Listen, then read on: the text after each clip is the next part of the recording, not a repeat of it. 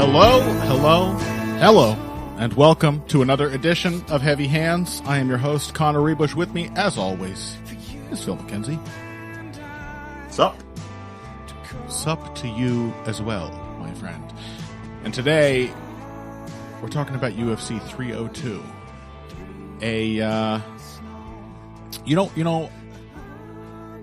I talked about this card last week with Zane Simon, that idiot.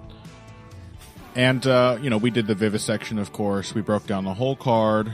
And we started off saying, this is pretty good. Pretty solid pay-per-view. Why?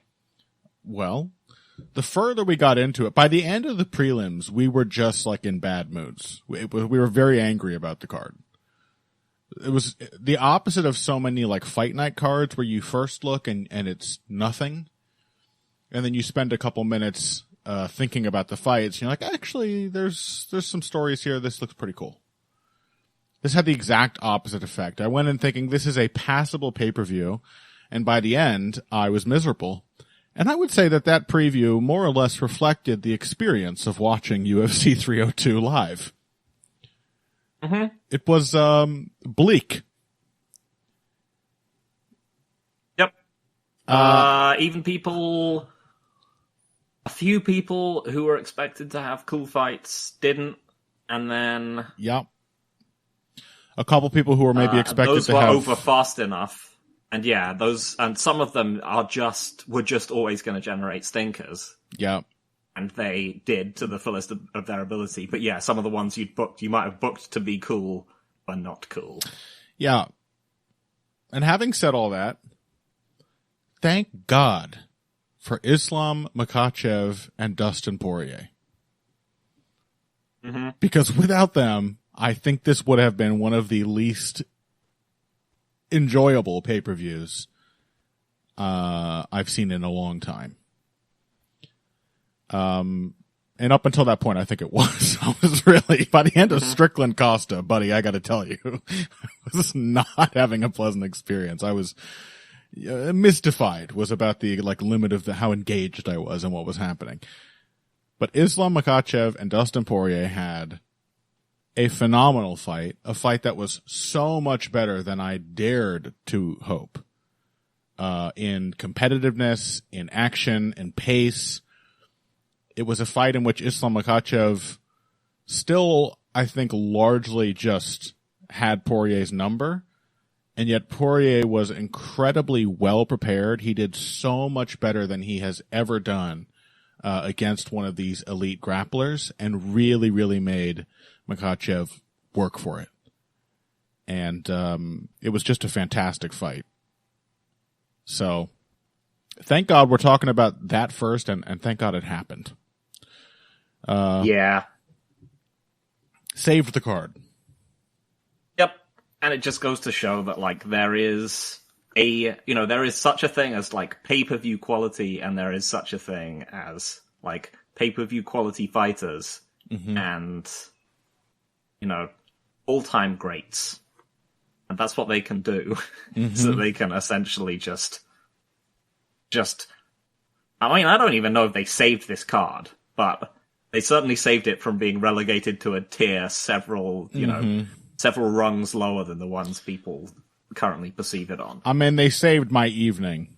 I always enjoy watching a big pay-per-view, and I leave it buzzing, and I'm on Twitter, and I'm annoying my girlfriend if she's still awake by telling her about it, and I want to talk about it and think about it. I'm very jazzed up about what I've seen. And I felt that way about Makhachev-Poirier, and I would not have felt that way at all without it. Not at all.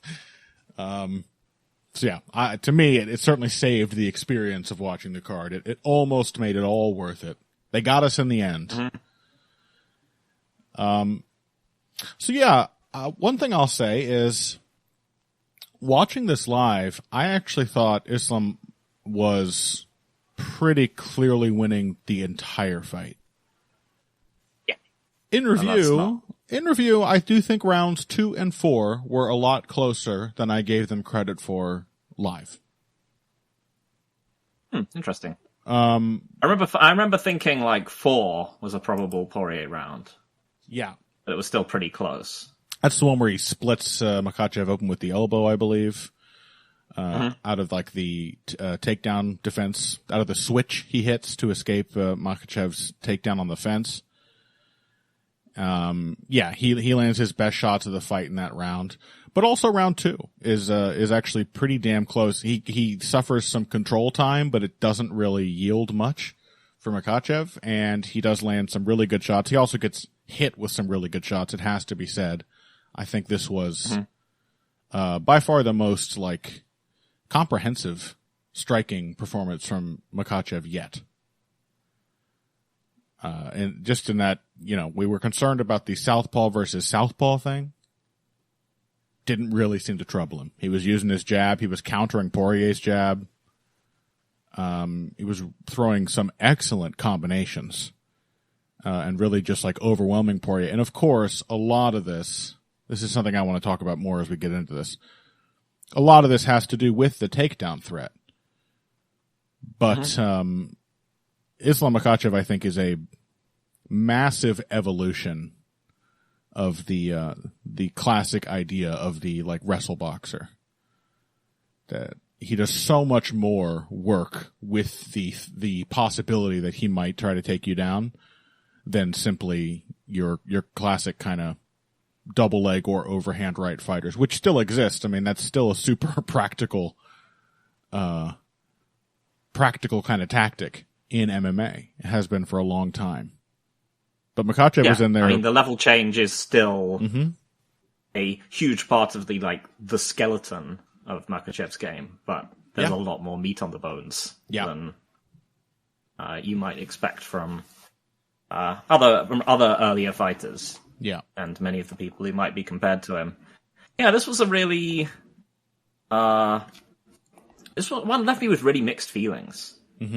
Because I felt like there was lots of things that were like brought to the table, but also taken away from both guys. Like I felt like, as you said, like this was maybe the best strategic and like most well prepared, and especially given in light of the Benoit Saint-Denis fight, which might have just been Poirier just getting the memes out of his system. Who knows? Just the most disciplined performance that maybe we've ever seen from Dustin Poirier.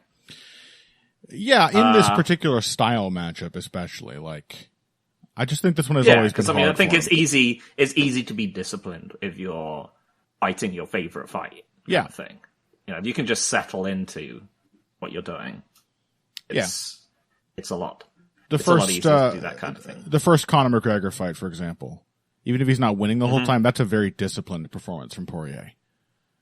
But yeah, against this huge threat, which has so often been the thing that just completely breaks his A game, he was incredibly disciplined. And still, this is the first time I've seen him fight a grappler where we really saw that like resilience and resourcefulness that Poirier has become known for against tough strikers.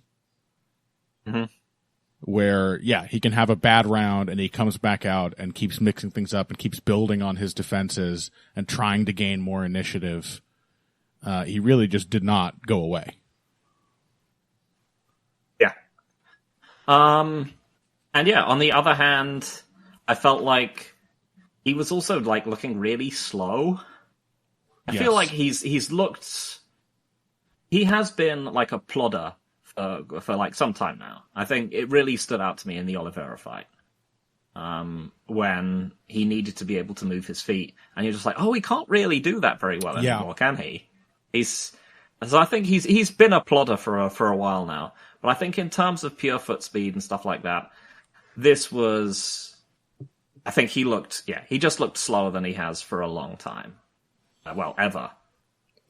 Yeah. And I did feel like we are getting to like the last, towards the end of like Dustin Poirier as like a genuine physical force for that reason. Sure. But that's why we've had those sort of conversations about, fighters' primes, because you can see that it's taken him this long to be able to still have that kind of mental toughness when he's forced into a grappling battle, to be able to try and control the cage so he's not getting his back to it, put to it when he's fighting, you know, a scary level change threat, to actually just have some genuine cage discipline in at all. So it's a weird, bittersweet thing to see Dustin Poirier, you know, I think clearly physically diminished, but with his such a great approach. And similarly for like Makhachev, it was amazing to see, like I said, once again, we're seeing Makhachev do exactly what you would want, but you would never expect. You know, if you so many times you can say this fighter should do X, but they're not going to. And yeah, just seeing someone who's never looked like who's never looked like a coherent anti-southpaw threat when they're in the close stance matchup, suddenly come out and just be working his lead hand comfortably, throwing combinations off it, keeping a solid pace. Yep. And at, you know, numerous moments in the fight, outstriking Dustin Poirier. Like, just amazing to see. He's just, once again, you know, he did it in the second Volk fight, does it in this fight. Comes out making adjustments that you wouldn't necessarily think are possible for like someone that deep into their career to be making. Yep. But he also looked like, I'm not sure how to say this, but he looked weirdly stressed by everything that was going on. I mean, a lot of people were saying to me online, and I agreed, like, Islam does not have Khabib's aura of invincibility, right? Like, he was put in a bit of trouble a couple times in this fight, and he was put under a lot of pressure, especially as the fight wore on. But I think also, like, this was in a weird way, like, mentally, it was a sort of a mirror match, or even a passing of the torch, because I think getting to see Makhachev stressed out and pressured and made uncomfortable, and then see him still holding it together, staying disciplined and making adjustments and like finding, I mean, the single leg finish he found that immediately preceded the end of this fight was fucking awesome. It was one of the cooler, I mean, it's not like the most unbelievably unorthodox single leg technique like collegiate wrestlers do it. Ryan Wagner was out there posting clips of Sanda or Sancho fighters doing it. It was essentially like a low single leg drag kind of finish, or a leg whip, or whatever, however people refer to it. But it was not a takedown finish Makhachev has shown before, nor at any other point in this fight. That Poirier really coming on and building as the fight went on, Makhachev still able to continue like tacking on layers to his wrestling threat to make it keep working. Like, however stressed out he may have been, clearly he was still in his right mind and was still thinking and adjusting. And I mean, I just love it. Like the downside of a guy like Khabib, who was also an excellent preparer, and also made great adjustments, like pre-fight mostly, is that he was so, I think, largely physically dominant. This is not to say that Khabib's entire success was down to his physicality. He was obviously an incredible wrestler and grappler in his own right, but he was, compared to Makhachev, so much more physically potent. I think that you just rarely saw his his plan A not just immediately work. There are a couple occasions, but pretty much he would just break people by doing what he came in intending to do from the outset. And the downside of that is, I mean, aside from the fact that as a viewer, it can get a little tiresome. You know, we want to see fights. We don't just want to see performances. And, with Makhachev, like, what you get to see is every now and then somebody is really well prepared and knows exactly what to do, and they push him And it almost makes him like greater in my mind for how professionally he handles that. He is far more a technical problem solver, I think, than Khabib ever was. Yeah. And he's doing it live. I mean, a few people online made the point that Khabib was perhaps not quite so good of a like in-fight adjuster. We've seen fights like, I mean, the famous one is his crushing defeat to Gleison Tibau. Mm-hmm. But like that is one where kind of his plan A just isn't working very well. And he kind of, you know, it's early in his career, but it's not a very impressive Khabib fight as far as Khabib fights go. Nah. Makhachev more than once now has had these difficult fights and like adjusted his approach over the course of the fight. He is really a thinking and technical fighter in a way that I don't think Khabib really was. So yeah, I love it. 100% agree with that. And that was one of the things that I was thinking about in the run up to this fight, because, you know, when I was making the unpopular case that like there are reasons to want Islam Makhachev to want to win this fight, because, you know, he represents greatness in a kind of way that Poirier aren't. The other thing I was thinking about, and I think this might have been a reason why I think Makhachev seemed uncharacteristically tense in this one, is obviously like the shadow of Khabib is always being cast over this man. Mm-hmm. And, you know, I mean, even to the extent that like Khabib was posted like a picture of like Makhachev in the cage, and then Khabib, it's like a silhouette of Khabib behind him with like a video game controller. I was like, come on, man. Come on, man. He's not your fighting game character. He's his own man who's still out here fighting. And he's got his own style and his own system of techniques. Like he is the similarities are obvious, and they know each other and they work together. And he is in many ways Khabib's protege. But Makhachev is a very different fighter as well. He can do things in a different way from Khabib. He has to do certain things in a very different way from Khabib. It is very much like the Anthony Sergio Pettis dynamic. Where he is just very much so, less of like an all-out physical specimen, but as a result, he is a much sharper technical fighter. Just much more consistent technically, and he has to be. Yep. And that was another reason why I kind of he's thinking of Dustin's. Sad to see Makhachev winning this, because that's one of the things that he absolutely has to do, is that he can never lose to anyone that Khabib beat. Yeah. Especially, you know, not a faded Dustin Poirier who's coming in as a who's coming in as a plus 600 underdog. Yeah. He cannot lose to any of these guys. Yeah, and quite possibly during the difficult sections of this fight, he's remembering Khabib's fight with Dustin and how fucking dead simple it was. Mm-hmm. But the thing is, Khabib is shouting at him. Yeah, right? Yeah, probably just like just loudly recounting things he remembers from his fight. But the thing is, like, you have to give Makhachev credit because, yes, this was so much more difficult than Khabib's fight with Dustin.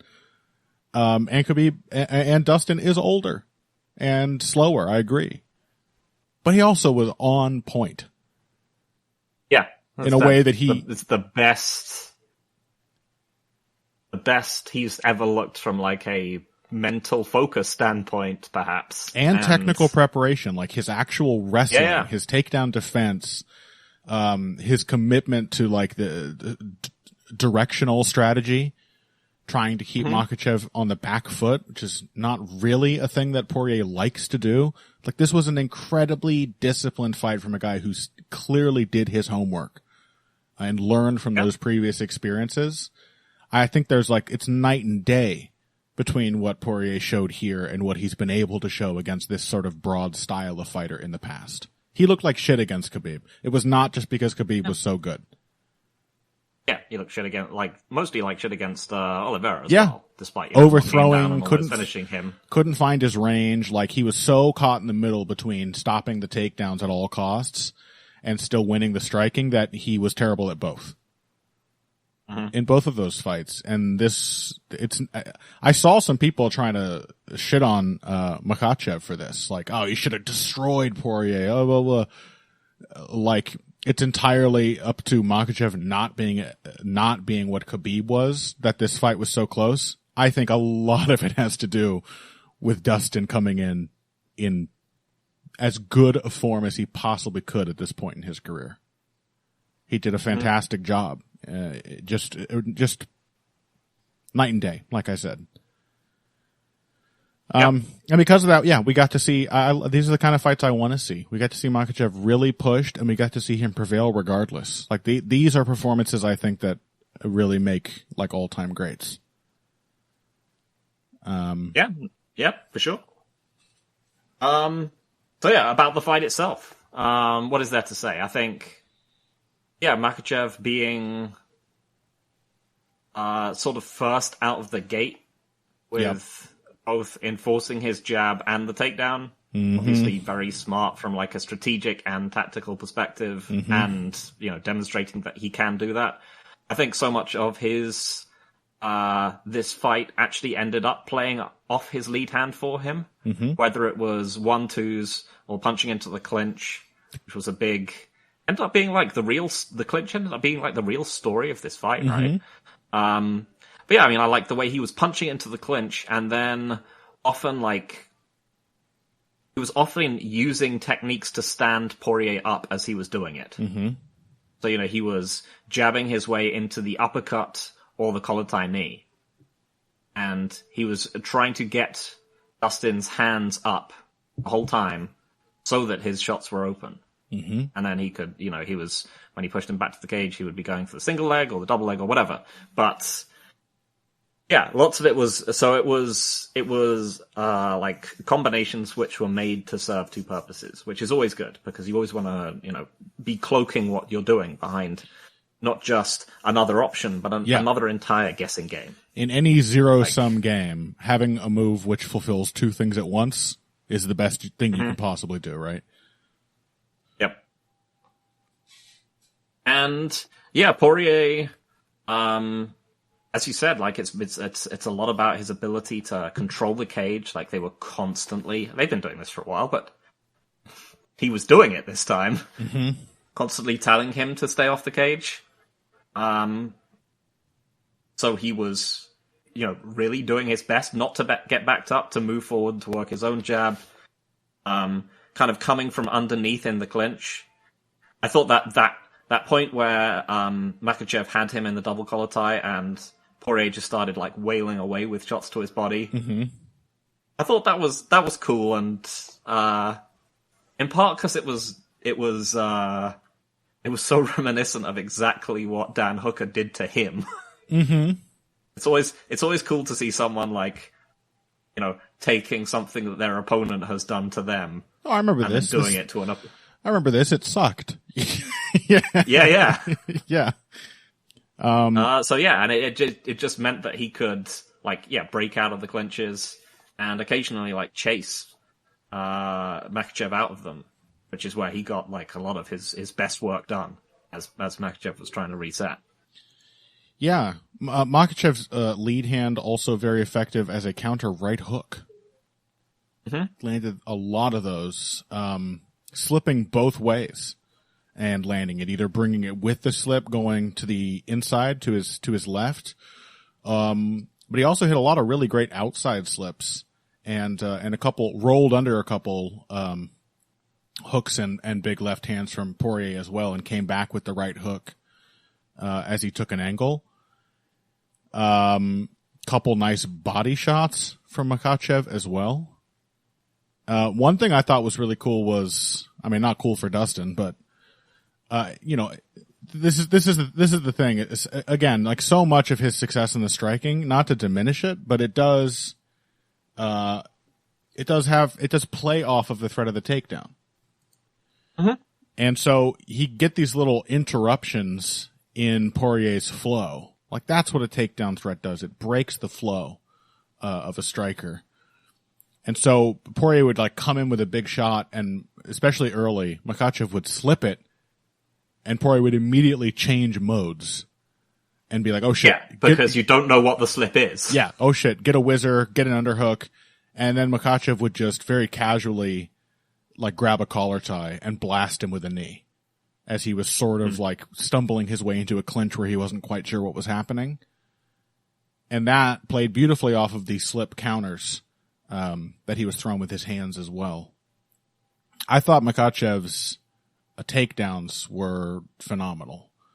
Even if Poirier did an incredible job of sniffing out the entries and ultimately started just stuffing takedowns outright. I thought Makhachev, he had an incredible amount of layers and flexibility to his takedown game. I think he first got Poirier with like a high crotch lift. I think that was the first takedown of the fight. Got him to the fence, high crotch, and just hauled him off his feet and dumped him down. Kept going to the single. I think he hit like a crackdown kind of, or like, running the pipe kind of finish at one point. Poirier started then crushing his head down and limp legging out, Jose Aldo style. Very effective way of dealing with the single leg. And man, that final sequence, I just can't get over how cool it was that Makhachev shoots in on the single, and before Poirier can even get on his head, he like cuts back, traps the foot, and half level change, half trip kind of takedown. But Poirier is fighting it. He's posted, he's keeping his hips really heavy, and he whips his leg free. Now Makhachev switches to the other leg, and Poirier gets up to his feet. Makhachev is really low on the ankle, but it kind of works to his favor because Poirier can't stuff his head. He's just holding onto his foot with like a baseball bat kind of grip. Yep. And then he just hits a finish I've never seen him hit before. Which again is a move. He didn't invent it, but just to have a thing in your arsenal that you are not used to doing, you probably don't train it that often. I mean, I'm sure he pulls it off every now and then, but just to have it ready to go in the 5th round of a fight where you're both very tired. It's been a torrid pace. And it was just a cool move. Like Poirier even, I think it was one of the first things he said in the post-fight interview. He like gave Makhachev props for that. He was like, yeah, it was done. When he got that last takedown, that was crazy. I don't know what that was. I just thought incredible. And to have that be the thing that then immediately leads to Poirier almost getting guillotined. Yep. And then, fighting it well and then getting caught in a darce, which literally put him out as he was tapping. And he tapped after it was on for like 2 seconds. I mean, that speaks to Makhachev's not just his squeeze, but his perfect position. He had the leg trapped. He had Poirier curled up in his like lowercase C shape. That was a perfect darce choke. Even without, I don't even think he had the hands fully locked. Like, I'm not sure he could get them because it was so, he couldn't get his hand all the way to his elbow because it was so tight already. But the positioning was flawless, and you could see, I mean, Poirier tapped almost immediately and with good reason because he was already going out. He was out afterwards, right? Yeah. He just lay there unconscious for like the moment the choke was 5-10 released, seconds. his eyes fluttered, head fell to the ground. He went out. But just a really cool finishing sequence to cap off an incredibly good and competitive fight, one which Makhachev was still, I think, pretty clearly winning. Yeah. But Poirier, shows he's got. Mm-hmm. Yeah, shows, as you said, it just shows the depth of his game, particularly as a grappler. Has he ever even darsed anyone in the UFC? That's a good question. And Poirier's been darsed before. He got darsed by Zombie, but I mean, just to look at this now that you ask that. I mean, these are Makhachev's submissions in the UFC: rear naked choke, arm bar, arm triangle, another rear naked, kimura, arm triangle, darce. He's hit a huge variety of submissions. A huge variety. Any position. Yeah. And he almost hit fighters. He almost hit Poirier with the Kimura, which is one of his best moves, the one he got Dan Hooker with like instantly. He almost hit Poirier with it as quickly as he hit it on Hooker. Right at the start of the fight. Poirier had to scramble like a demon to get out of that spot. Makhachev was like this close to getting all the way to side control and stepping over his head and ripping his arm off.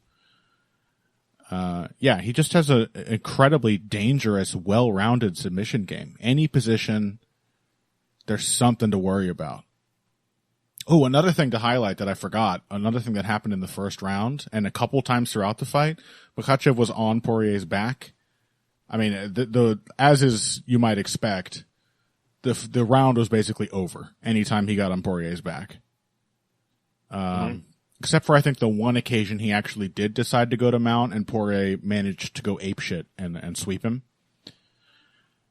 But in round one, he was on Poirier's back and he feinted the switch to mount to get Poirier to start reacting and then very nearly sunk in the rear naked choke off of that.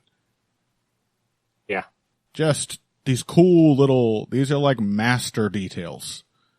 Cool little ideas, misdirections. It's not often I feel like I really notice like what amounts to a feint in submission grappling, but it works the same way as it does in striking. And it very nearly, again, Dustin Poirier showed incredible resilience and patience and defensive skill to not get finished on the ground in any of the half dozen times he got stuck there in the first 4 rounds of this fight. He had to fight off a lot of close calls. Just an awesome fight. I mean, I can't say enough good things about either guy. And I come away, this is just what I want to see out of Islam Makhachev. I think I said on Twitter, like, just when you start to tire of seeing him walk over people, you think about it, this guy has had 3 fights in his UFC career where he has really been pushed. Where it has not been one-way traffic. And that was Arman Tsarukyan, Volkanovski, 1, and this. Are there any others that I'm forgetting? I mean, if you can't really count the KO from. It's just he gets hit and it's over. Martins. I mean, did he get dropped by Davi Hamosh? Something happened but it wasn't a competitive fight other than that. I don't think so. Did he? He dropped Hamosh. I remember that. Dropped him with a knee to the face in that fight. It's possible, yeah. But if it happened, it was probably some kind of flash thing. I mean, I don't know. Don't take me at my word. I don't remember it clearly. But anyway, I mean, there's 3 that at least stand out in my mind, where Makhachev has really been pushed and made to to fight for his supper. Not an easy kill. And in each one of those 3, he has looked phenomenal. They have rather than like difficult fights, which they were, but rather than just coming across as difficult fights, they come across as like occasions for him to show how good he really is, how flexible he is, how well he can adjust to changing circumstances, how good he is at like, if he happens to lose the initiative, at regaining control of the fight. Like, I just love to see a great fighter pushed like this by a really well-prepared and also great opponent past his best or whatever, and show how incredible he is. And it gets to show you how much of his game is, not built on raw athleticism, how much it is built on depth. Because he has to use it. He has to, either because it's the best way to get out of there, and he's got such a wealth of different submission of submissions and takedowns, or because because the fight's just getting tough and he has to do it, and he's gonna display that he is a genuinely good striker against Volkanovski. He's gonna show that he's a genuinely good open start. He's a genuinely good closed stance southpaw striker against Poirier. And you can see, he does get buzzed, he does get hurt, he does get tired. He's not, visibly much faster. I mean, he was obviously a deal faster than Poirier, but as I said, this was a notably slow Poirier. Yeah, he's not a lightning quick fighter. Yeah, He's not lightning quick or super strong or anything like that. He's just really, really good. Yeah. I mean, shit, I almost wonder if, like, again, having Khabib there in the corner, round 3, Makhachev is, like, getting into the striking. He's having fun. He's down for the challenge, testing his mettle against Poirier, and he is winning the striking exchanges. He's just winning them. Better combinations, better defense. Again, Poirier has so much more to worry about than Makhachev does, that Makhachev is just able to flow.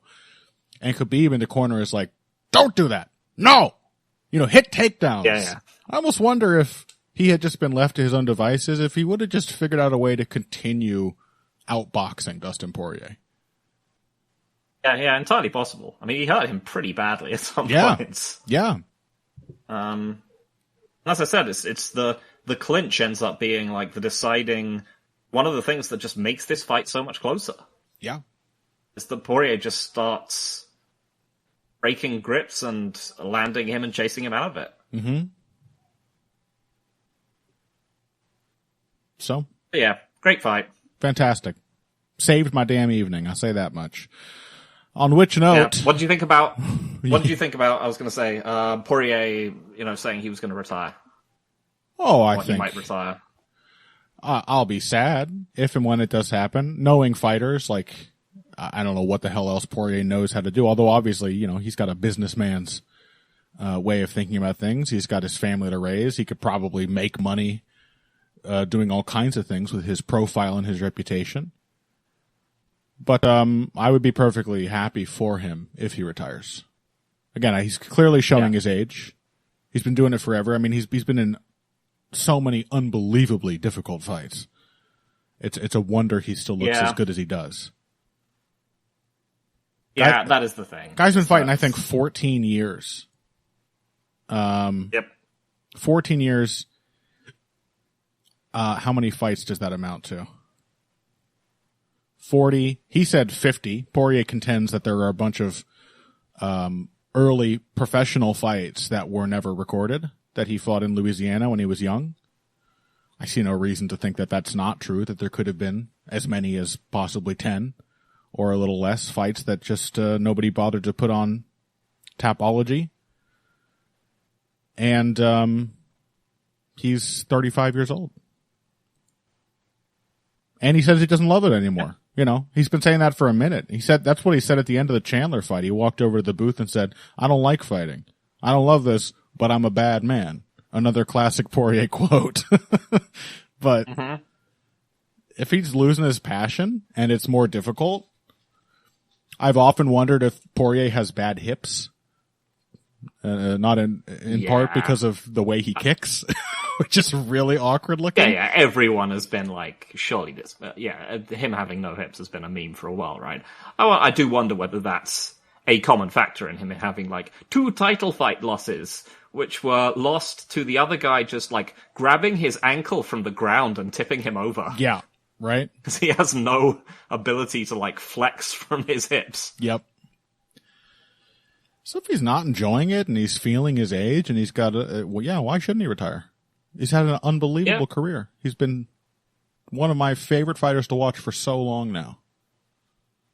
Yeah, I tend to agree. Again, as I said, it's watching this kind of fight, seeing him be so strategic and disciplined is amazing. And in some ways, you would want to see that Poirier again. But also, the athleticism slider is going to drop a lot faster. Yeah. And it's going to go down a lot faster than the, like, cunningness slider goes up. And the thing is, with being Dustin Poirier, he's also only going to be in insanely brutal... Right. In brutal action fight matchups. Exactly, yeah. It's basically all he's gotten his entire career. He's only fought the fucking grapplers when it's a title fight. Otherwise, he's fighting the most murderous punchers they can find. One after the other. Yep. There's a few fights I wouldn't mind seeing him in if he wants to come back. And sure, they are mostly either old people, like well, people in sort of the same position as him. I wouldn't dislike like a Conor McGregor fight, especially if it happened before the Chandler one for whatever reason. That'd be funny as hell. Just do a third one before Chandler gets it. I support that. Yeah, he can fight a Diaz. I wouldn't mind seeing him fight a Diaz or whatever. Yeah. I wouldn't particularly love it. Or he can fight Paddy Pimblett. Oh yes, do that. Yeah, do that. For very different reasons to the ones that I suggested for Tony Ferguson. Do that. Yeah, I think Volkanovski said he maybe wanted to fight Poirier. Sure. If he wants to do it. Oh, why not? If he wants to do it. But I just don't exactly. think he really does. And this is probably the most motivated we're ever going to see him again. He very much felt like it was his last shot to get the title. And unfortunately for him, all he gets to go out on is a moral victory. But it was a hell of a moral victory. It has to be said. An incredibly strong performance. Yep. So, if he retires, thanks for the memories, man. It has been a tremendous career. I have loved seeing Poirier grow and develop and improve and basically still be doing it at this point in his career, still be gaining new skills, improving his strategy against difficult style matchups. He really is a marvelous fighter. The Marvin Hagler reference, accidental but very much deserved. Yeah, one of those fighters where I never thought he would become as great as he was. Yeah. If I'm totally honest, I always thought he would be like a fun, cool action fighter forever. You know, I thought he would be Cub Swanson. As much as I love Cub Swanson. Right. I thought that, you know, he would be a niche guy that me and a few other people would just be like, oh yeah, that guy's awesome. But he would stay at that level. Yep. And yeah, amazing success. Beaten some genuinely great fighters. One of the few fighters to make me like have people come into the room and say, what on earth were you shouting about? after he knocked out McGregor. Uh-huh. So yeah, if that's it for Dustin Poirier, then it has been truly amazing. And I am satisfied, and I could possibly ask for no more from him. Yeah. And it does feel like a good time to end, because I would say this, Makhachev, and the last fight with Gaethje, like skill for skill, were probably two of the best performances of his entire career. Mm-hmm. And they're both losses. Yep. If that isn't a sign that you're nearing the end, I don't know what is. Yep. All right. Well, unfortunately, we now have to take a break and then come back and talk about Sean Strickland versus Paulo Costa. So we're going to do that after this. Hey everybody, thanks for listening to this week's Heavy Hands.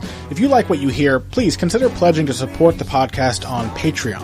Patreon is basically continuous crowdfunding. You sign up to contribute a certain amount per month to help us with production costs and the like, and in return you get rewards ranging from a mention on the Heavy Hands website to a question or topic of your choice being discussed on the show. We have a lot more in the works to reward you for your help, and we appreciate every contribution. No amount is too small. Just head over to patreon.com and find how you can help out the only show dedicated to the finer points of face punching. Now let's get back to it. Welcome back to Heavy Hands. We're talking about the co-main event of UFC 302 now. That is Sean Strickland, Paulo Costa. I gotta say, Phil, I think, who did you pick, by the way? Did you pick Strickland? We both picked Costa, right? We both picked Costa, yeah. I feel that even though we got it wrong, and we missed a very key detail of how Costa would approach this fight, we also kind of nailed it. Because so much of what we talked about was precisely what made this such a trial to endure. It's such an exhaustingly uninteresting fight to watch. But obviously the first thing we missed was that we're like, well, Costa's going to pressure, right? He likes to pressure, and Strickland lets we weren't, to be fair, we weren't like completely set on this, were we? Because No. We're not talking, pre-Romero Costa, who thinks that he's invincible. Of course. He's been unbelievably inconsistent. I think, a friend of the show, I suppose, Natan Cohen on Twitter. He talks to all of us, and Kyle. He talks to Kyle about movies every damn day, it seems, on Twitter. Cool guy. I think he really hit the nail on the head after this, when he said to me, Costa just freaks out when he's fighting a tall guy. I think that seems pretty plausible. Because what are his worst performances? Adesanya, Luke Rockhold, Sean Strickland. He can go in there with Yoel Romero and have like an aggressive 3-round boxing match where he's just like tooth and nail the entire time. Yoel Romero. But then he goes in there against even the most unbelievably passive or past it tall guys, and his weakness is that he thinks. And these are the guys that make him think. And that's just when you see the worst aspects of his skill set, because he largely, I would say, lost this fight on body language. Yeah, pretty much. Right? Like, not much that Sean Strickland was doing was very effective. He wasn't doing much at all. I was particularly struck by the commentary just being obsessed with how fresh he looked compared to Costa. Joe Rogan, one of his favorite narratives of all time, and remains so to this day, is that guy with muscle get tired. Guy with no muscle. I said, yeah. I said this on Twitter as well. Having a conversation with the legend of the game, Super Callow. Oh yeah. And he was like, yeah, Rogan was going so hard for Strickland that you would have thought that Strickland DDP 2 had already been booked. But I was also like, Rogan can't resist. No. He can't, like, this fight had 2 of his narratives that he can't resist. Yeah. Which is, muscle man get tired, and also this counterculture badass has cracked the code of fighting. That's right. Yeah. You get if Rogan had just ordinarily called this fight and had just, hadn't fallen into either one of those things, I honestly would have been sad. I would have been like, man, he has checked out so much, he can't even, it would have been like, a dog that loves treats. Getting like its favorite treat put in front of it, and it's just like, no.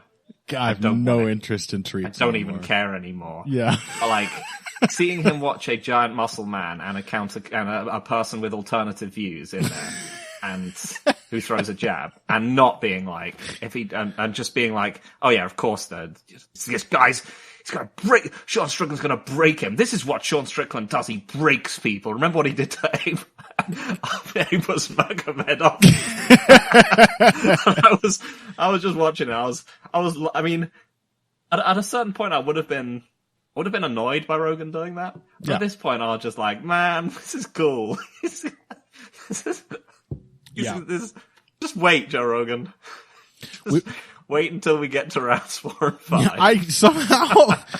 This was sort of like the experience of, two recent ones come to mind. When I was watching, Yuri Prochazka versus Alexander Rakic with some friends who don't watch as much MMA. And I was reassuring them the entire time, having told them that I thought Prochazka was going to win. I was like, I know it looks horrible what he's enduring right now, but just wait. He's only going to get crazier. And then there was the Poirier fight where I was like, hey, he's going to win. It was going horribly, and I was like, hey, he's going to win. It was something he can't maintain this.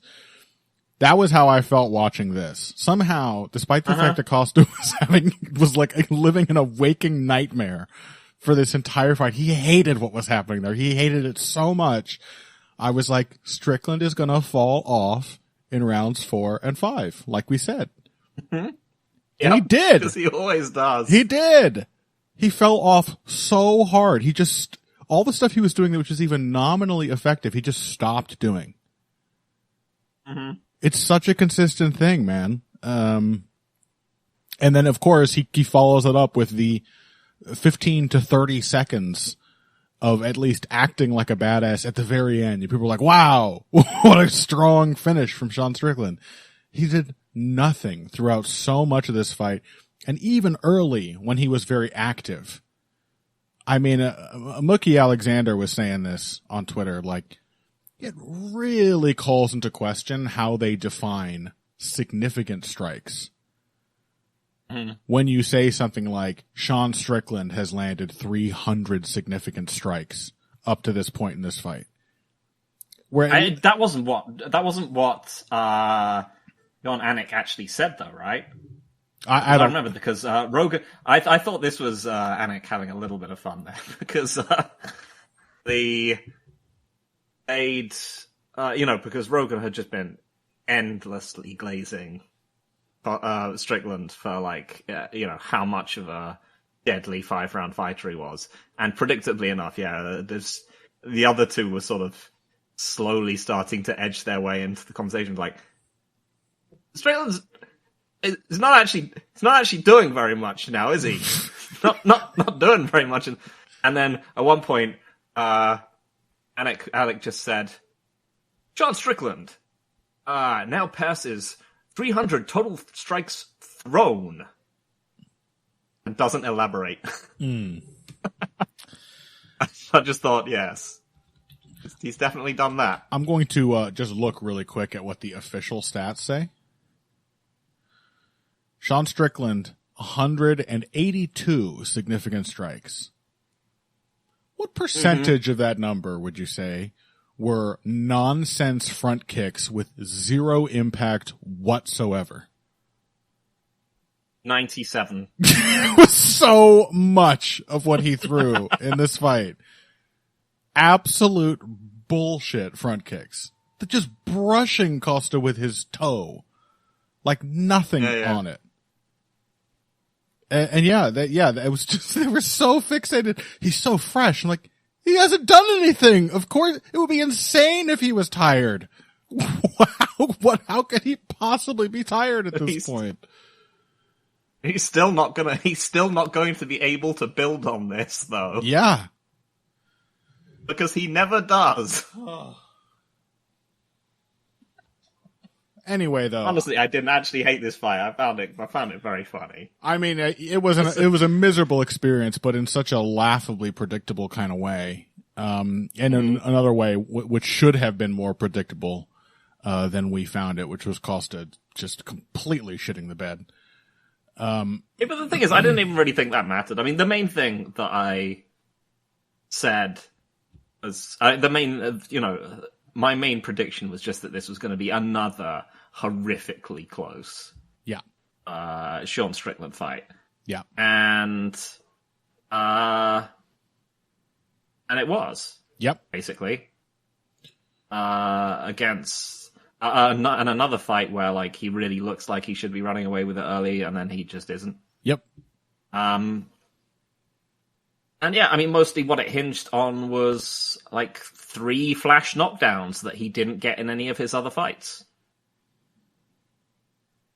Yeah. Or, like, I think one in round 1. I think one wasn't even really a knockdown. It was just a balance, like...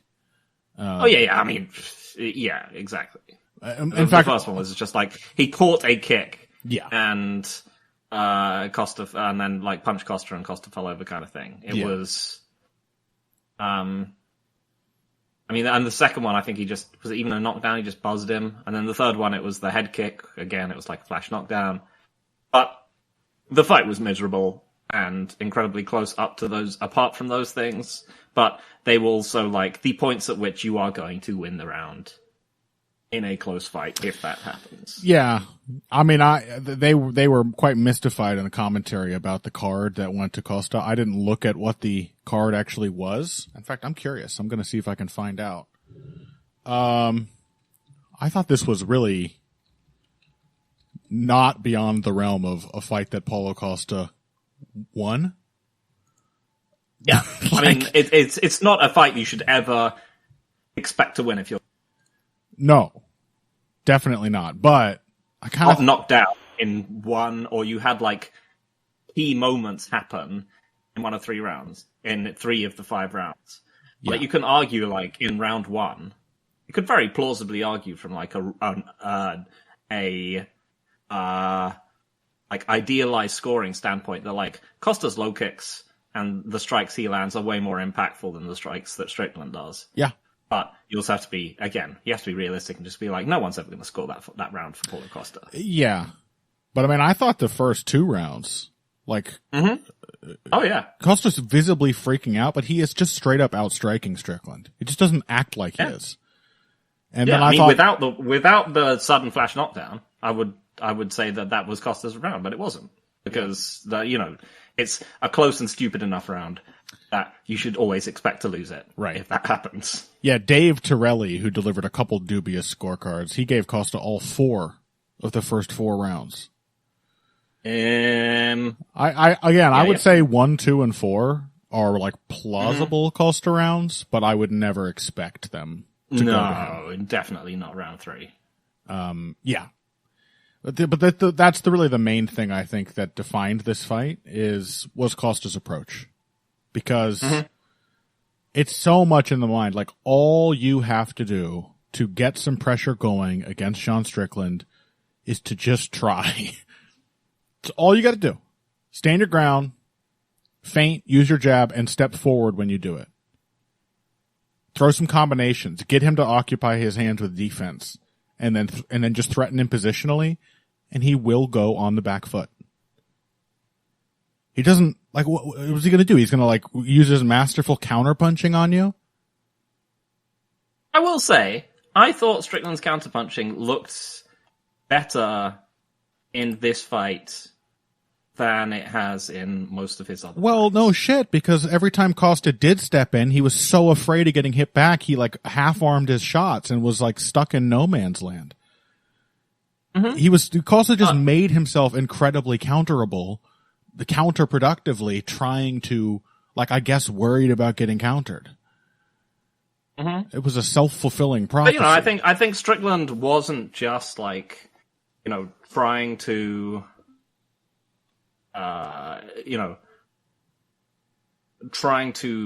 jab Costa up and then block everything and skirt back out again, like he often is. I did think that, like, there were times when Costa came forward and, like, Strickland would just, like, nail him with, like, 3 punches. Yeah. And those were the points that became the big, the big swings of the rounds. Yep. The only reason why Strickland won it certainly wasn't due to his, as you said, like, his Lisa Simpson-esque front kicks. Which largely were used to delicately pummel the air in front of Costa. Yeah. I mean, I thought his counterpunching looked like more of a real... It was like a bit like the Darren Till, Robert Whittaker fight. His counterpunching looked like more of an actual threat than it has... it's been a mostly illusory threat throughout a lot of his career. But in this fight, I thought it actually looked like a threat. It was still one that I think, if Costa had pushed the issue, he probably just could have got past. Yeah. He could have simply just brute forced it if he wanted to, especially if he'd done things like starting his combinations to the body and finishing up on the finishing up upstairs. But yeah, I mean, I think this is one of the things about Sean Strickland that makes him obviously so annoying, is that he's so nearly a genuinely cool fighter. Right. Like, all the weird janky defense and so on. Why do you think I liked watching him for so long, Yeah. That's my kind of guy. This is the thing, is that he's so close to being like a Max Holloway or something like that. Yeah. That, all the people who have jumped on him because to be his fans because he just like says things like women should get back in the kitchen. Like, and then they're like, actually, he is a super badass. They're not. That's the thing, is that they're not like 100% wrong. It is like a genuinely, forged in fire style, and it is as I said, it's almost Max Holloway. Mm-hmm. But then it just isn't. That's the thing, is that Max Holloway would, he would use his initial success to just, like, crack his opponents open. Whereas Sean Strickland's entire game just seems to be that he just has to find a certain comfortable spot of trading. Yeah. Like, he has to find this, like, certain comfortable rhythm that he will never go above, and he will never change, and he will simply offer you your opportunities to test things against his defense up close until you either get tired of it, or you either get tired from doing it, or you just figure him out. Yep. Because, he does have, like, good eyes, and he has, like, he's good at picking off a variety of shots. He does have genuinely, like, pretty good ways of dealing with all that stuff. Mm-hmm. But there's only a certain degree to which you can constantly figure out what is coming at you. Yeah, and it's limited, his defense. That's the thing. Like, any kind of defensive system has its weak points, and it is just really on Strickland's middleweight opponents for so consistently failing to actually put that defense to the test. Mm-hmm. The few times in this fight when Costa mustered the nerve, and this was largely when Strickland just, like, fell off in round 4, Costa started stepping in and throwing 2 punches. He started hitting Strickland really clean. Like, it was really effective. Imagine that. Move forward and throw 2 punches. These 2 innovative ideas side by side yielded great results. But it was so rare that he did that, and he didn't really do it until Strickland, like, let him. I mean, not to take everything away from Strickland, he was, given the opportunity to pressure, he was doing it very, very consistently. He was trying to march Costa down the entire fight until the point where he sort of ran out of ideas, and Costa started to figure him out. But, yeah. I mean, that's the other thing, is that, like, we were looking at this fight as being one of 2 guys who are, well, one guy who wants to pressure like Costa and has the tools to do it, but doesn't. Yeah. He has the attacking tools. He's got the hooks to the body and the body kicks and so on. He can corral people, and he likes to pressure. And then a guy like Strickland, who often just seems to take the fight that's given to him. But yeah, I mean, to his credit, Strickland simply, I mean, I think it's maybe not even that Strickland, it's maybe not even that, like, Strickland was, like, assertively pressuring. It was simply that he kept walking into a space which Costa found profoundly uncomfortable. Yeah, Costa did not want to share that space with him. Yeah. I really think that was the defining factor of the fight, was Costa just thinking himself into exactly the wrong approach. Mm-hmm. I mean, he clearly thought, like, I'm Alex Pereira. You know? Yeah. I'm going to go around with the back foot. I'm going to land low kicks, body jabs, and I'm going to walk him into a left hook. He was really trying to do the Pereira thing. Buddy, you are not Alex Pereira.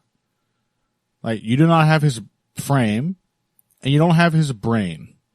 And all the fights that you win, it's because you're pressuring somebody behind your jab, and ripping them to the body and cutting them off when they try to get off the fence. It's what he should have done. But I think Natan Cohen is exactly right. Like, I think Costa gets into this mode where he tricks himself into thinking he can be a technical fighter, when he fights somebody tall. I think the reach makes him really uncomfortable. Well, I mean, it's also just that, like, he just wants to be, I think it's just an extension of the fact that he just wants to be able to be first. And fighters like Uriah Hall and Yoel Romero allowed him initiative. And Strickland was always doing stuff even if it was really stupid stuff. Yep. And so Costa was just like constantly waiting for his chance to be first. Yep. And to like jump into the pocket throwing, and just couldn't. Yeah, I mean, he looked like shit against Luke Rockhold, but he did get to pressure because Luke led him. Mm-hmm. You know, yep. It was hideous pressure, but he did successfully come forward. Adesanya and Strickland, you know, giving him enough feints to worry about, moving around enough that he has to keep resetting. He was not comfortable pressuring those two tall guys at all, and they resulted in some heinous defeats.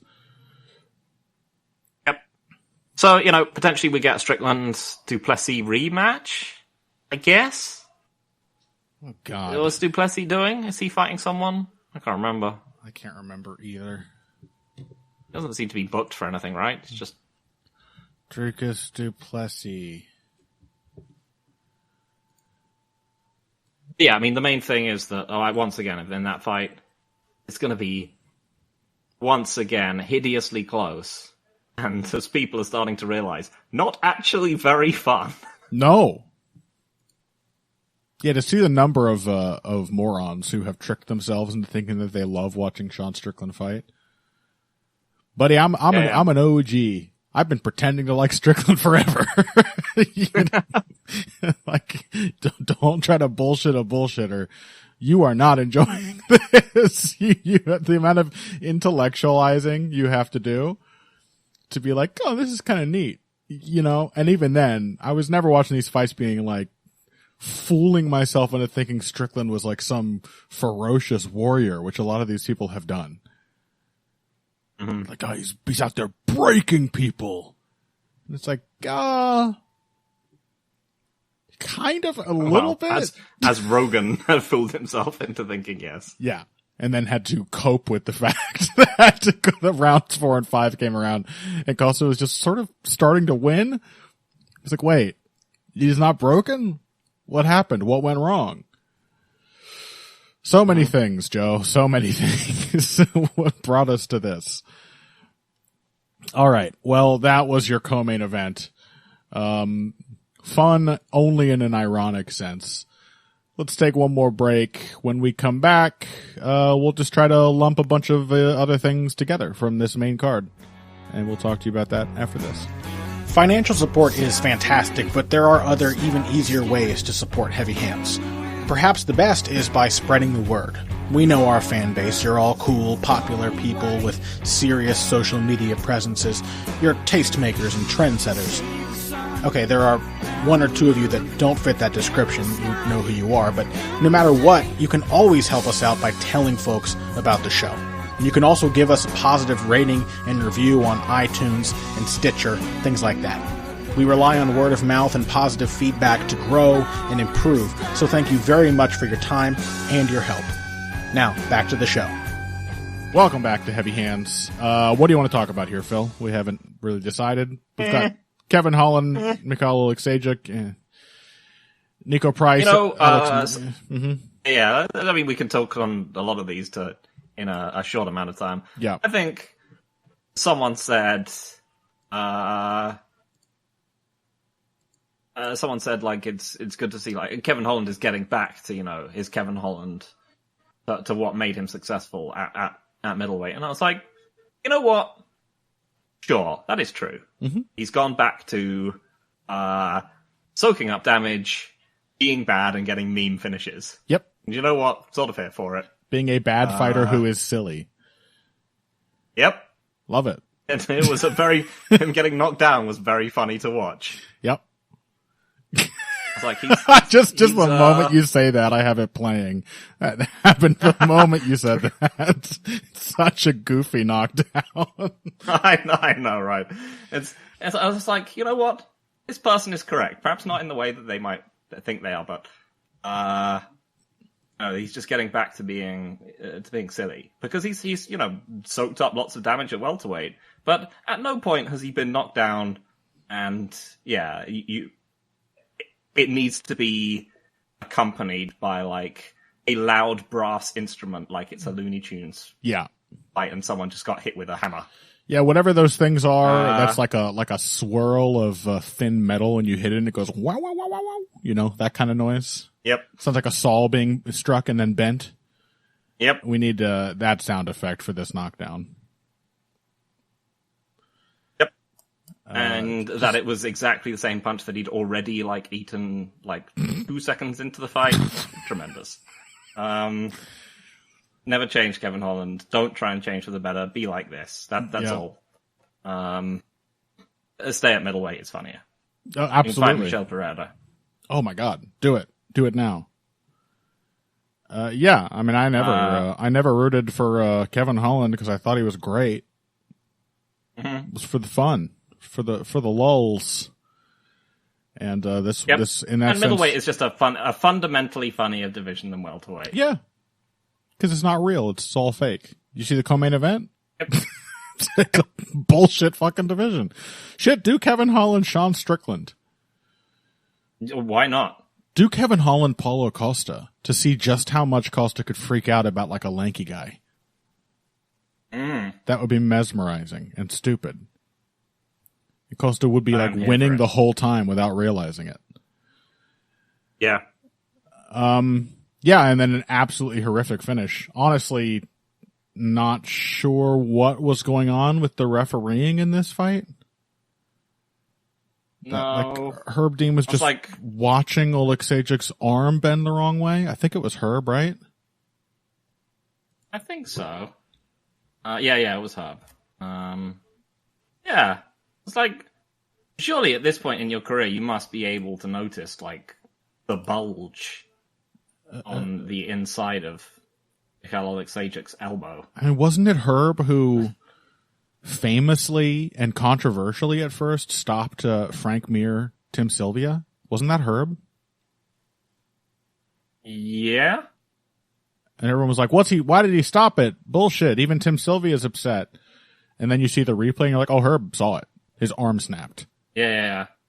And then you have him here, modern day Herb Dean, and he's just watching a man writhing in pain and presumably, I don't know, thinking about what he's going to have for dinner or something. I don't know. Yeah, I mean, that's the worst thing about Herb Dean as a modern, as a modern ref, is that he just vacillates between being the worst ref for completely opposite reasons. Yeah. Sometimes he'll let someone die, and then sometimes he'll just rush in and stop a fight, and then sometimes he'll just dither and jump back and forth. A lot of dithering. He's just really bad nowadays. Unfocused, indecisive. That's that's the Herb Dean way. Yep. But anyway, a Kevin Holland fight for sure. Yep. Let's talk about Randy Brown and Eliseo Zaleski dos Santos, since we talked about that one last week. What did you... I actually thought, you know what? A pretty heartening performance from Randy Brown. Yeah. He did drift a bit, but he got back to the stuff that was working super well at the beginning, and overall I would call this one of the more consistent performances I've seen from him. Yeah, I mean, the main worry with this one, if you were picking Randy Brown, which I think I was, I'm not sure if I think you. We both did. I had my reservations about ZDS being That's a monster in round 3, but we both picked him. Yeah. The main thing is that you'd be worrying about from Randy Brown is that either he would get randomly finished, or that he would drift in round 2 and lose it, and then just get thumped in round 3. I mean, the fact that he was able to pull it back together after a super tough round 2 indicates that at the very least he is not a who falls to pieces. He is just someone who loses focus, but he can pull the focus back together. Which, hey, I mean, if Randy Brown is now building enough momentum to possibly be fighting for contention, he's 33 years old. He's probably only got a little time left to keep improving with his physical prime intact. But those are sort of the things that we were seeing out of, say, Dustin Poirier. Back when Dustin Poirier was himself a pretty inconsistent fighter. When he started, he was super aggressive, and when he couldn't keep the aggression going, he would start to meander in the fight. And this was what we saw as Dustin Poirier gained experience is he just like his composure just got better and better and better, that he was able to withstand much tougher sequences and continue like finding new resources as the fight went on. And this was, or at least just getting back to square one, which is more of what Randy did here, but to have the fight, the momentum very severely shift away from him against ZDS of all people, and then to come out in round 3 and just start picking him apart with the jab like he was at the beginning. Fantastic. I really enjoyed seeing that, actually. Yeah. Yeah, I've always enjoyed Randy Brown. It's nice to see him have what makes you think he could be a, maybe, never a title contender, but certainly like a main card, top 10-ish fighter with some cool fights. Yeah, he doesn't have that much longer to do it. I think, a lot of the fights he's called out make sense, Jeff Neal, that kind of stuff. Yeah, it was good performance. Was this the one with the really egregious eye pokes? Like Randy Brown, like really badly eye poked him in round 1, and the ref just utterly ignored it. Yes. He like eye poked him like 3 times. And by the end, he was like getting a stern warning. Yeah. Classic. Yeah, that's another thing I guess we could talk about. This was the debut of the UFC's new gloves. Oh, yeah. I love the fact that they've had Trevor Whitman, among others, like not just telling them what needs to be fixed, but like pitching them on glove designs, and everybody's been so concerned for ages, including Joe Rogan with like, the eye pokes. He's talking about it all the time. It's a very obvious concern, which I think would greatly improve the quality of the average fight, to just have eye pokes be less of an issue. And they announced they're coming out with these new gloves, and they didn't address that at all. they just nope. They didn't even think about it. They just rolled out the gloves, and it's like, oh, what are they? As far as I can tell, cheaper. As far as I can tell, they are mostly cheaper. People are saying that they feel lighter. Randy Brown described them as more of a puncher's glove, which is a little funny when you consider that like nobody got knocked out on this card. They do not have like a pronounced curl like all of the sort of anti-eye poke glove designs do, like the Bellator gloves, for example. Or the Pride gloves, for that matter, which the Pride gloves had their issues with people's fingers popping out of them. That happened in a lot of Pride fights. That never happens in a UFC fight. But I think they were better for keeping the hand in a curled position and reducing eye pokes. And also the decals were just peeling off of them.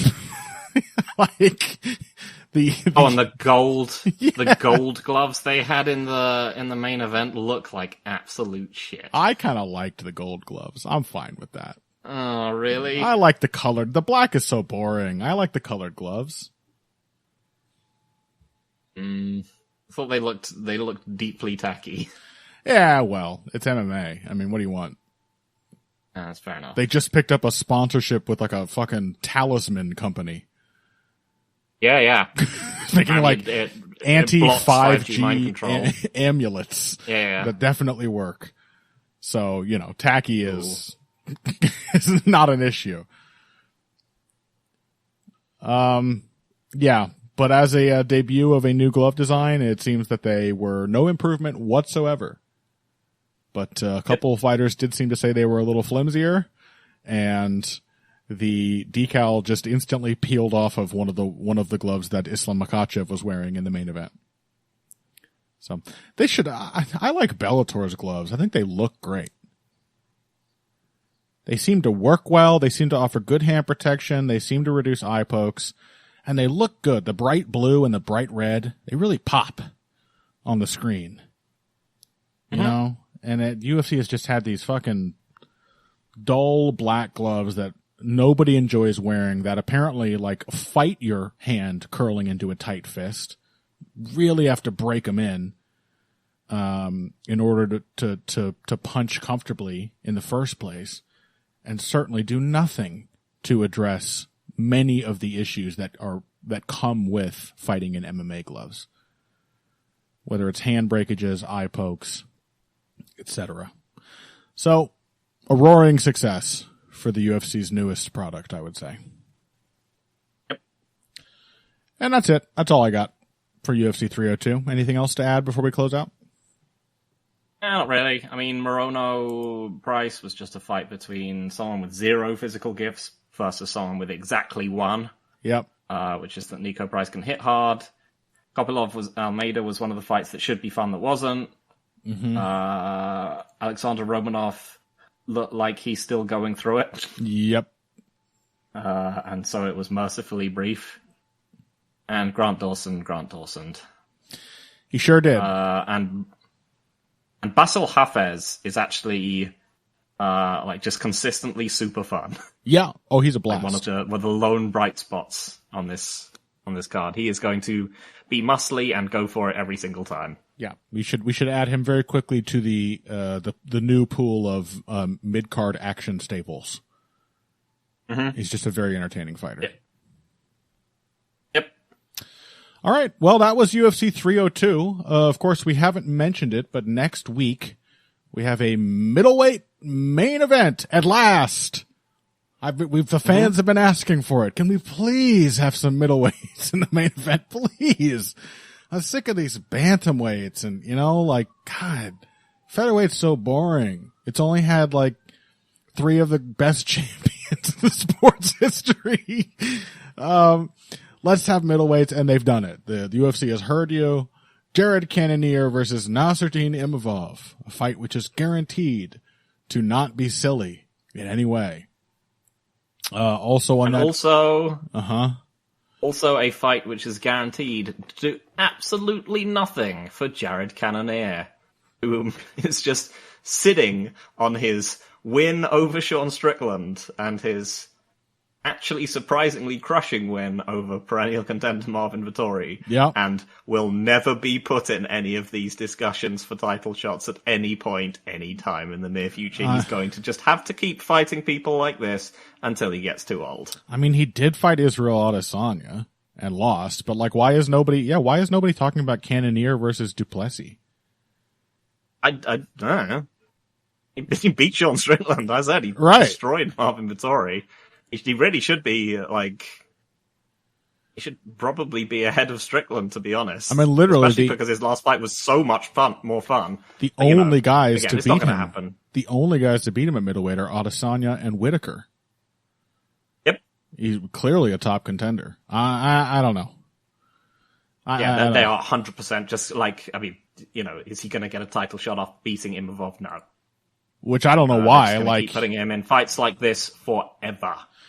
Yeah. You think Jared Cannonier isn't good for business, UFC? Why don't you ask the Crystal Amulet company you just signed for a sponsorship how many of their products he's bought? Yeah.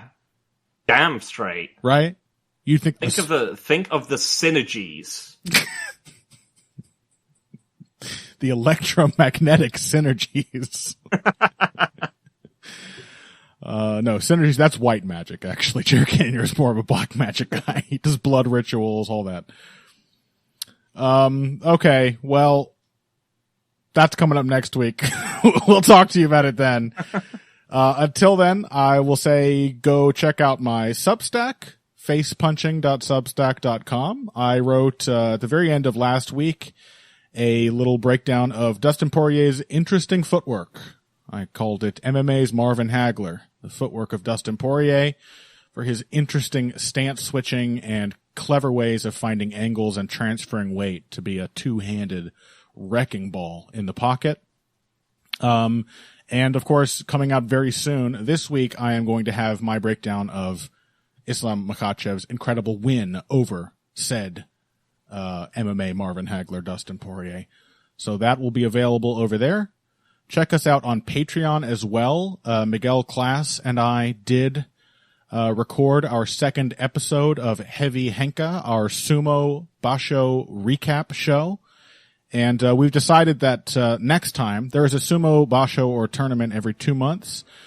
Next time we decided we're going to do 2 episodes. We're going to do a mid-tournament episode, that being probably after the first 7 or 8 days of the 15-day tournament, and then a second episode at the end of the basho to see how our impressions of the fighters and the standings have changed, because stories, the thing with sumo tournaments, Phil, is like it's like an engine for developing storylines. You see people coming down to the wire. Oh, this guy's he's in lead, but he's only got like 11-3 on the final day, and the next guy behind him has 10-4. So if he loses, there's going to have to be like an eliminator. It's just great for that. So it'll be really fun, and of course we had a great time. Because sumo is awesome and weird and different. So check that out. Patreon.com/heavyhands. Next week we'll be back. Oh, Twitter, Evil Greg Jackson, that's Phil. Boxing Bush, that's me. Anyway, if you came right today for the finer points of face punching, you came to the right place. This has been Heavy Hands.